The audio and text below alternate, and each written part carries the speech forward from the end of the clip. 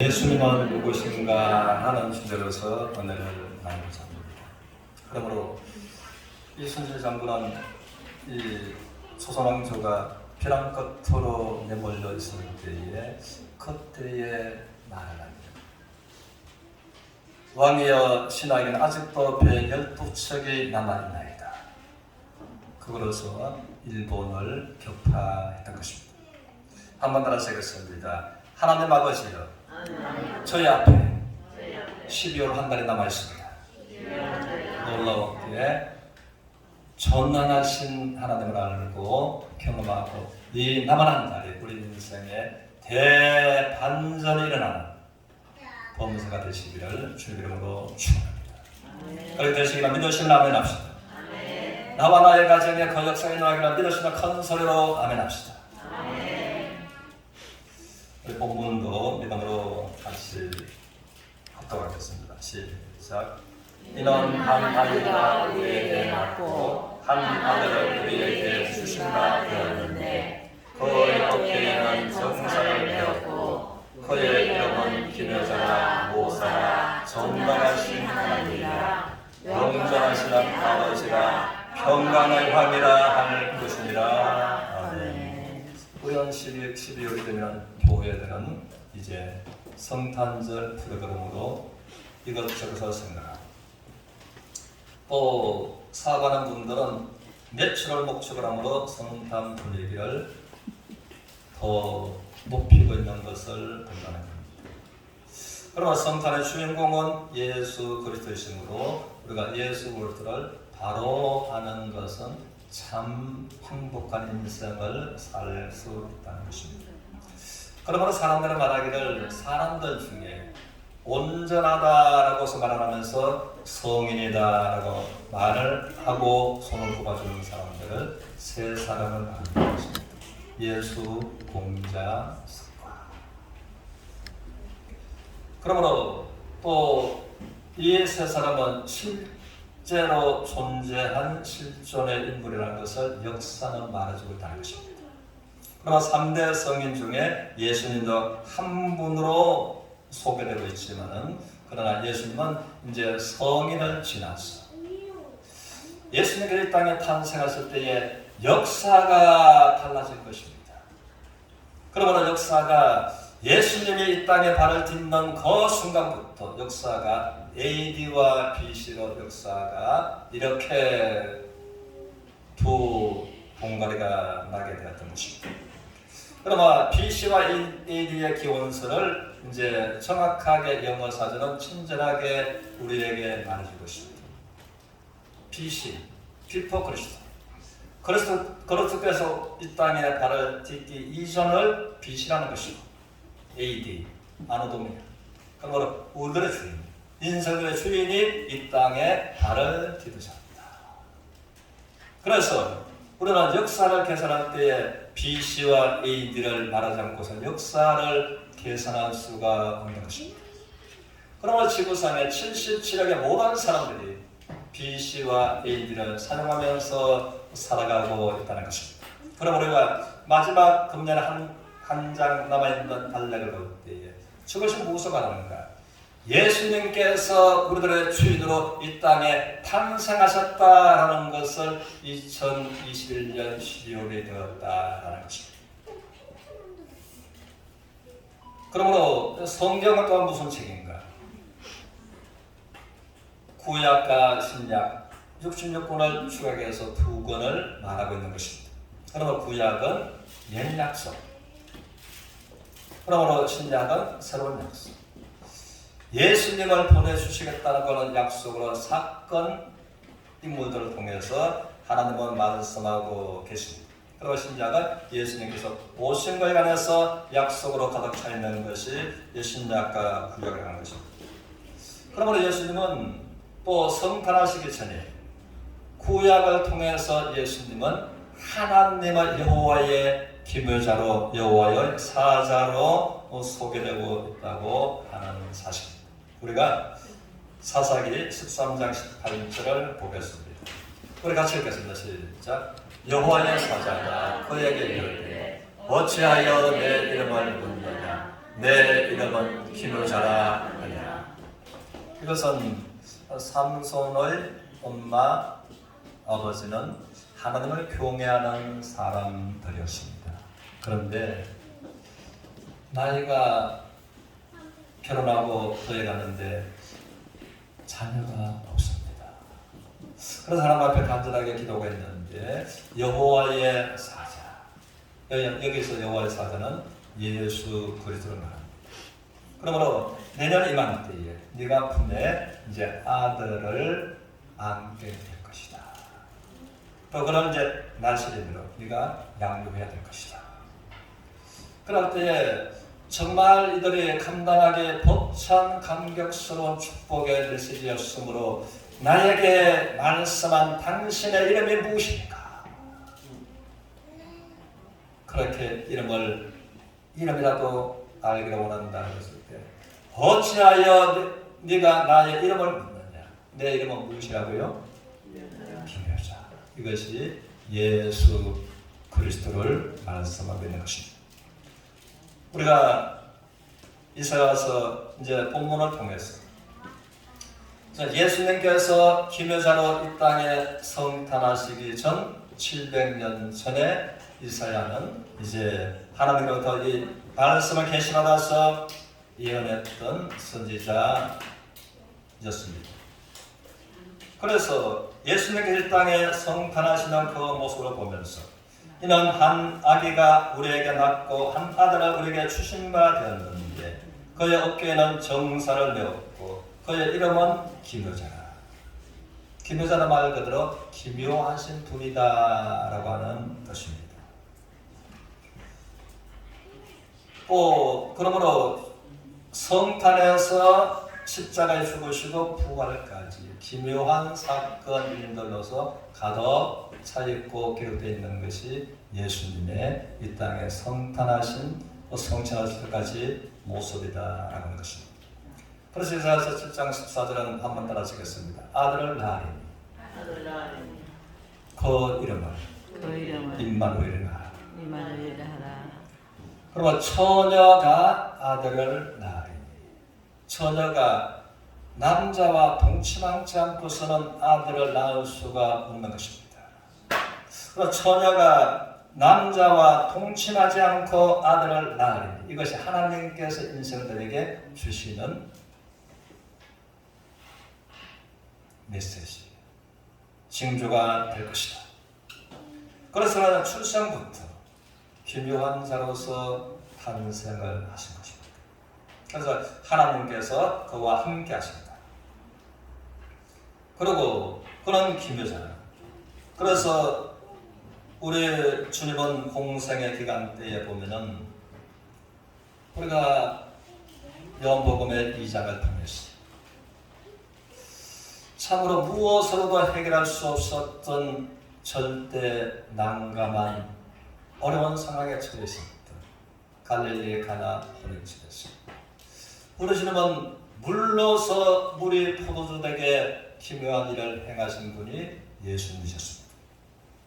또 요한복음 5장에서는 38년간 병을 안고 그 38년 동안 지긋지긋하게 그 사람의 희망과 기쁨과 모든 소망을 빼앗아가버린 그가 38년째 병을 안고 있었지만 예수님은 그의 병이 벌써 오랜 줄 보시고 아시고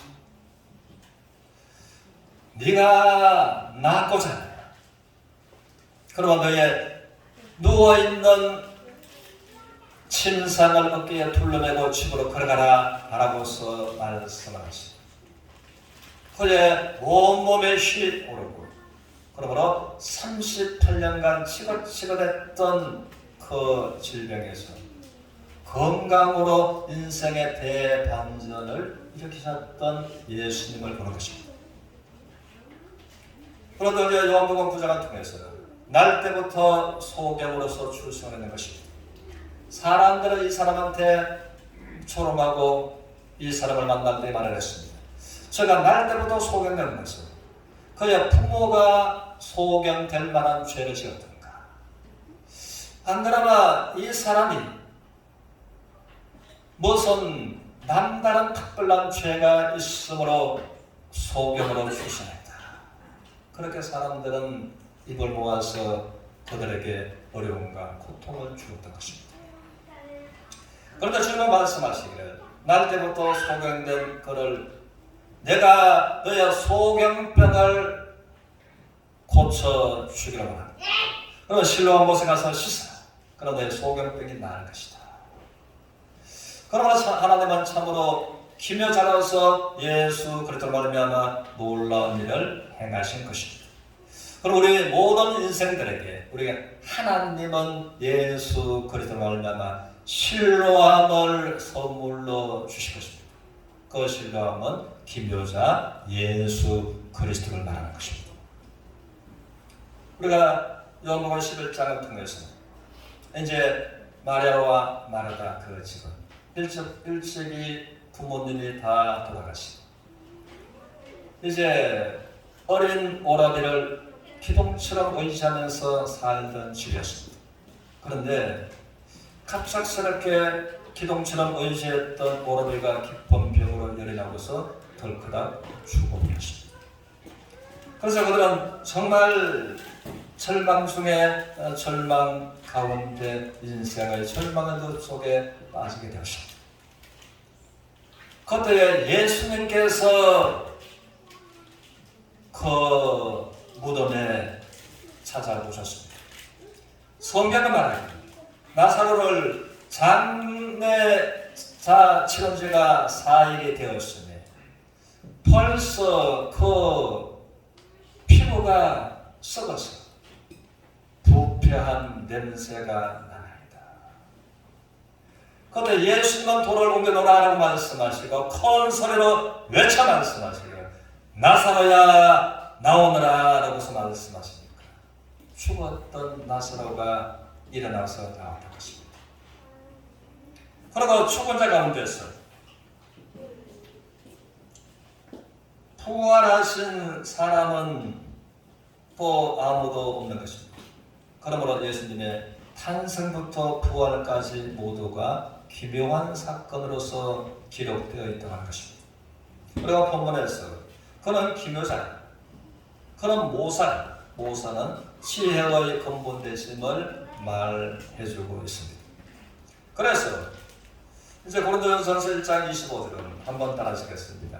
하나님의 어리석음이 사람의 지혜보다 낫고 그것이 모사를 말하고 있습니다. 사람들의 어떤 지혜보다 하나님의 어리석음이 더 뛰어나게 낫다. 그리고 전능하신 하나님, 평강의 왕이시다. 영전하신 하나님이시다. 예수 그리스도를 이렇게 소개하시고 이 예수 그리스도께서 하나님의 정하신 때가 되면은 하나님께서 보내시고 성탄하십니다. 그러면 신약은 하나님의 약속의 말씀처럼 기묘자 예수님께서 성탄한 그 성탄의 소시로부터 시작됐고 기록된 것이 신약 성경이다라고 한 것입니다. 우리가 요한복음 1장을 보겠습니다. 1장 1절, 1장의 절을 같이 읽겠습니다. 태초에 말씀이 계시니라. 이 말씀이 하나님 함께 계셨으니 이 말씀은 곧 하나님이시니라.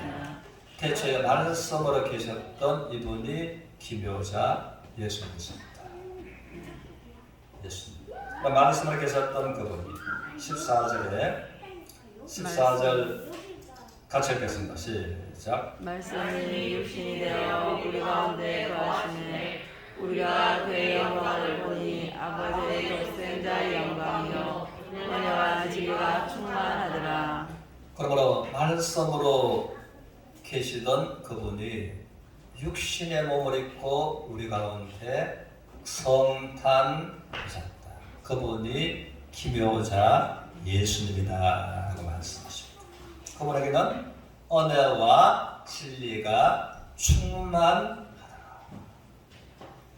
우리가 사람들을 살아가면서 이 세상에서 은혜가 필요한 사람들이 너무나 많습니다.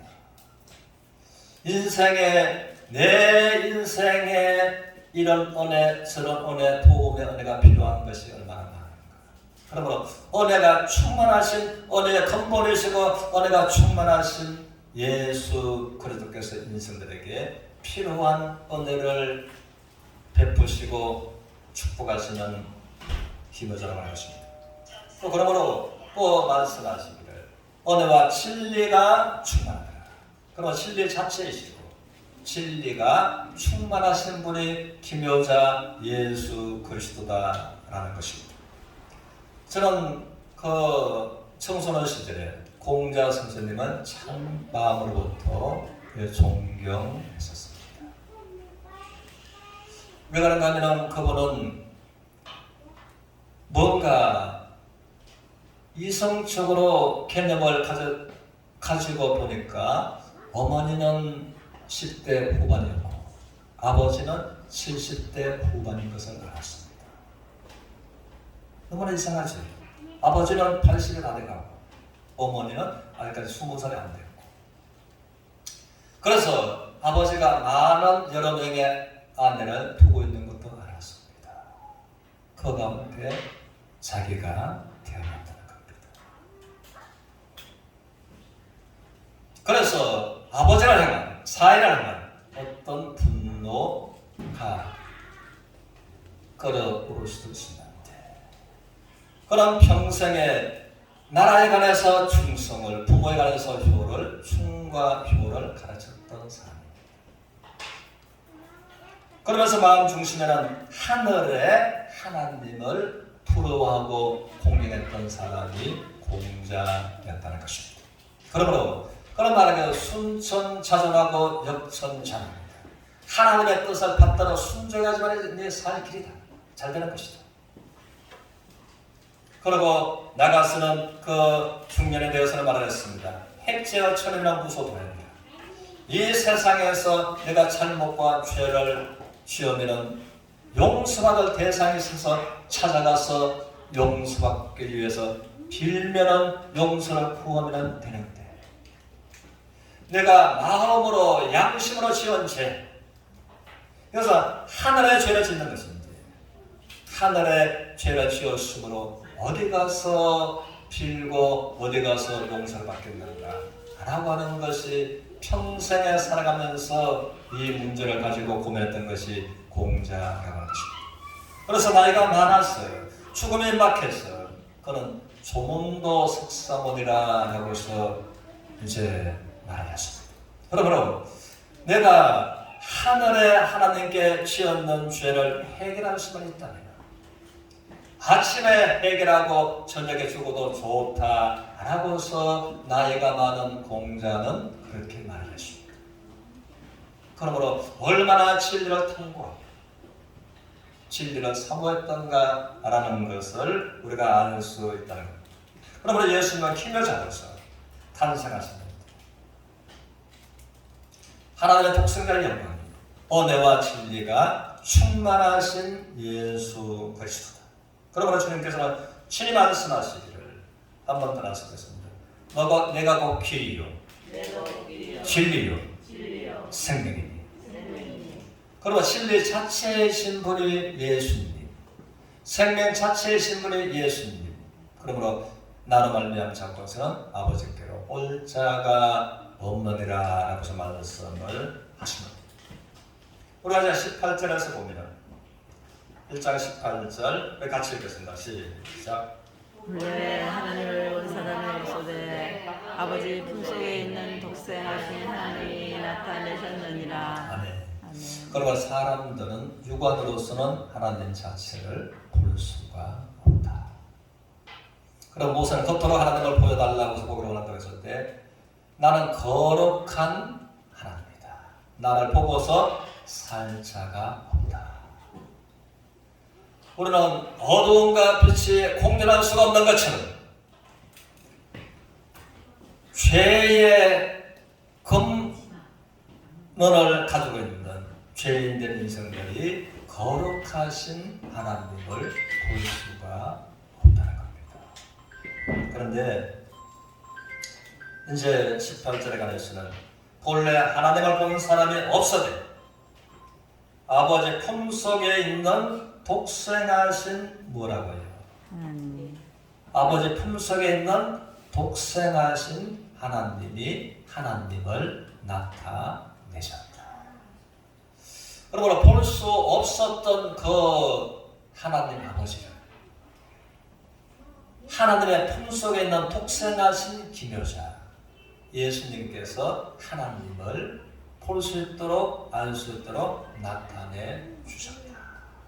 그러므로 예수님의 탄생부터 부활까지 성천까지 모든 것이 이제 하나님을 나타내 보여주신 분이 예수 그리스도의 공생의 기간이다라는 것을 이제 말해주고 있는 것입니다. 그래서 요한일서 5장 20절을 우리가 보겠습니다. 같이 읽겠습니다.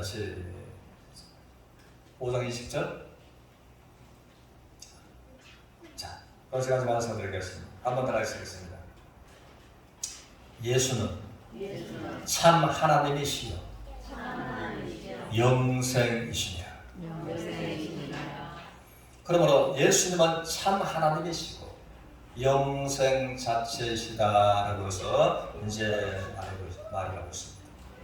사람들은 영생을 해결하고 영생 문제를 해결하고 얻으려고 해서 이런저런 많은 종교로 쫓아다닐 것과 또 영생이 거기만 있다고 해서 이제 사이비가 득세하는 그리고 사이비 교조들이 이 대한민국에도 너무나 많은 이런 것을 우리가 보게 된다는 것입니다. 그런데 예수님은 기묘자로서 성탄하셨고 참 하나님이시고 영생 자체가 예수 그리스도다라고 하십니다. 그러므로 주님은 친히 말씀하시기를 너희가 성경에서 영생을 얻는 줄 생각하고 성경을 부지런히 연구하거니와 이 성경이 곧 예수 그리스도에게 전간 것이다 라고 해서 요한복음 5장 39절에서 이제 말씀을 하고 계십니다. 그러므로 우리가 이 독생하신 기묘자 하나님 되신 예수님께서 하나님을 나타내 보여하게 하셨는 우리가 빌립보서 2장을 보겠습니다. 2장 있나요? 네, 같이 읽겠습니다. 시작. 네.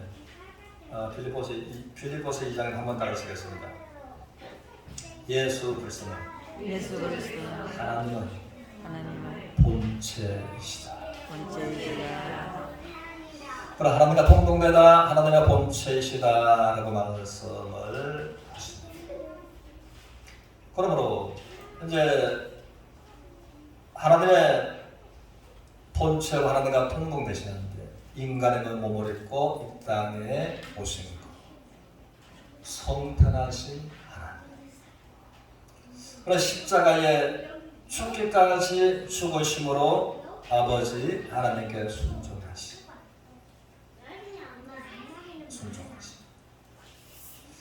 그러므로 십자가의 그 죽음을 통해서 우리가 하나님께 나아갈 수 있는 이 말하자면 다리를 놓아 주신 겁니다. 그런 십자가에 죽으시고 부활하시고 우리가 예수님을 통해서 구원받고 영생을 얻는다라고 하는 것은 우리는 빨간 안경을 끼고 빨간 물질을 보면 어떻게 보이겠습니까? 빨갛게 보이는 것이 상식입니다. 그리고 빨간 안경을 끼고 빨간 물질을 보면 더욱더 빨갛게 보일 거라고서 생각을 하게 될 것입니다. 그런데 놀랍게도 빨간 안경을 끼고 빨간 물질을 보면 전혀 하얗게 보인다고 하는 사실입니다. 그러므로 성경은 말하기를 죄의 빛이 너희의 죄가 추홍같이 붉은지라도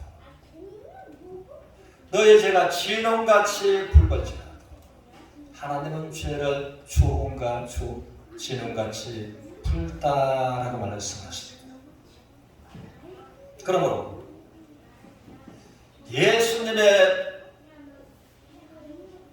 성탄하신 김여자 예수님께서 십자가에 못 박혀 죽으신 것은 십자가에서 붉은 피를 한 방울도 남김없이 다 흘려서 십자가에서 못 박혀 운명하신. 그러나 빨간 안경이 빨간 것을 빨간 무채 보이나 하얗게 보이는 것처럼 하나는 예수님의 십자가의 붉은 보혈을 통해서 우리의 추원 같고 진홍 같은 붉은 죄를 볼 때에 하나님의 눈에서 전혀 하얗게 보인다는 것입니다.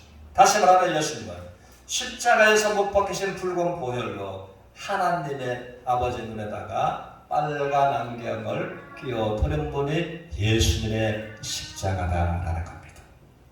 그리고 또 우리들도 구원받았다, 죄사함 받았다라고 하는 것은 내가 진홍같이 붉은지 추홍같이 붉은 죄를 내가 가지고 예수님의 붉은 십자가의 보혈을 바라볼 때 나의 죄악의 붉은 안경을 끼고 예수님의 붉은 십자가의 보혈을 바라볼 때 신기하게도 우리의 마음의 죄가 빽빽한 구름에 사라진 것처럼 짙은 안개에 사라진 것처럼 하얗게 우리의 마음의 죄가 사라졌다는 것입니다. 그러므로 이것이 구원받은 자들에게 마음이 이루어진 사실도 우리가 증인이었다라고 하는 것입니다. 그러므로 성경은 말하기를 사람들이 죽은 자 가운데서 다시 살아나는 사람은 아무도 없습니다. 성인이라 말을 할지라도 그런데 예수님만이 죽은 자 가운데서 다시 3일 만에 부활하신 분이 예수 그리스도라는 것입니다. 그러므로 성경 말하기를 성경대로 김여자 예수님께서 우리의 죄를 위하여 십자가에 죽으시고 성경대로 죽은 자 가운데서 3일 만에 다시 부활하셨다라고 말씀하십니다. 그래서 로마서 1장 4절을 통해서 한번 따라하시겠습니다.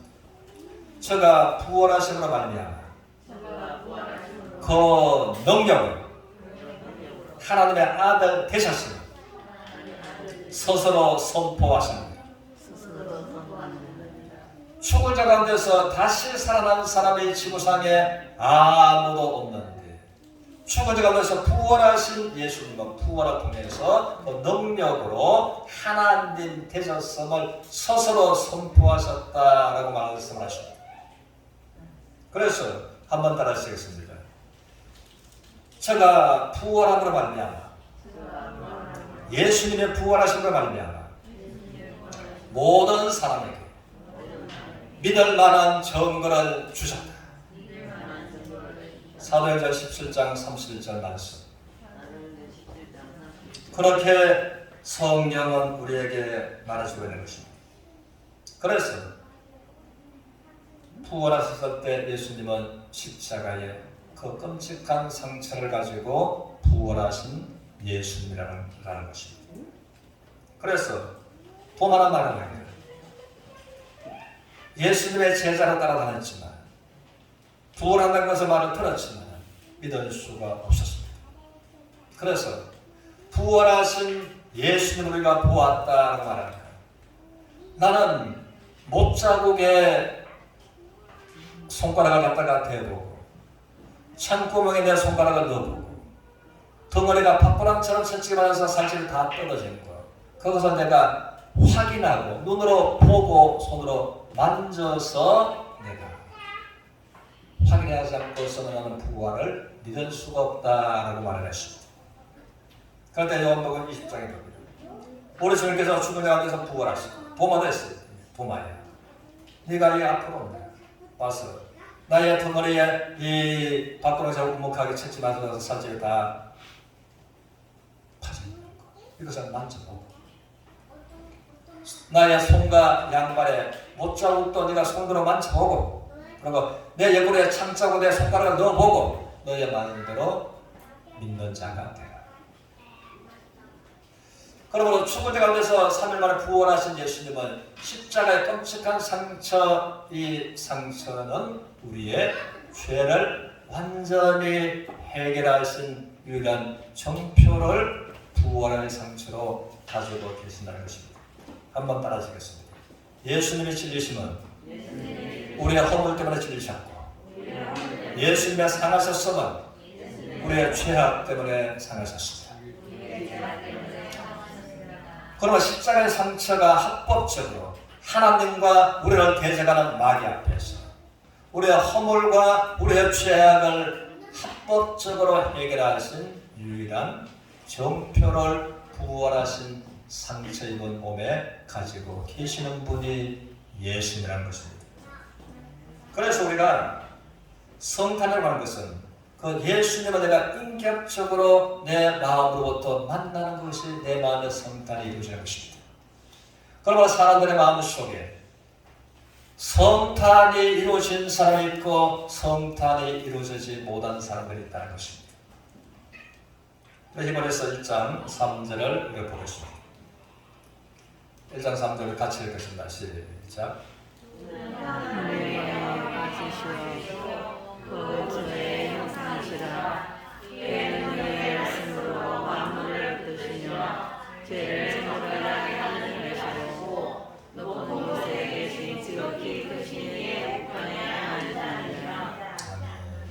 그러므로 예수님은 이제 구약에서부터 성탄하시기 전에 하나님의 영광의 광채시고 하나님의 본체의 형상이시고 그분이 또 이 땅에 성탄하신 기묘자 예수님이십니다.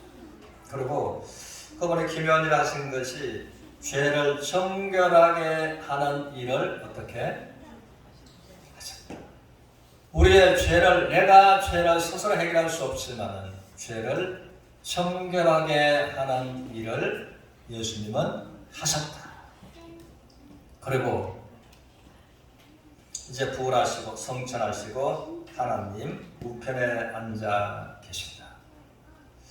그러므로 하나님은 시간과 공간의 제한을 받지 않습니다. 어디든지 계시는 편재하신 하나님이십니다. 그럼 볼지어다 세상 끝날까지 내가 너희와 항상 함께 있으리라 라고 말씀하십니다. 그러므로 주님께서 이 땅에 계실 때에 기묘한 일들을 마음에 행하신 그 주님을 우리가 지금도 여전하게 주님으로 말미암아 우리의 인생에 놀라운 일들을 주의 은혜와 능력을 말미암아 경험할 수가 있게 된다는 것입니다. 그러므로 우리의 마음속에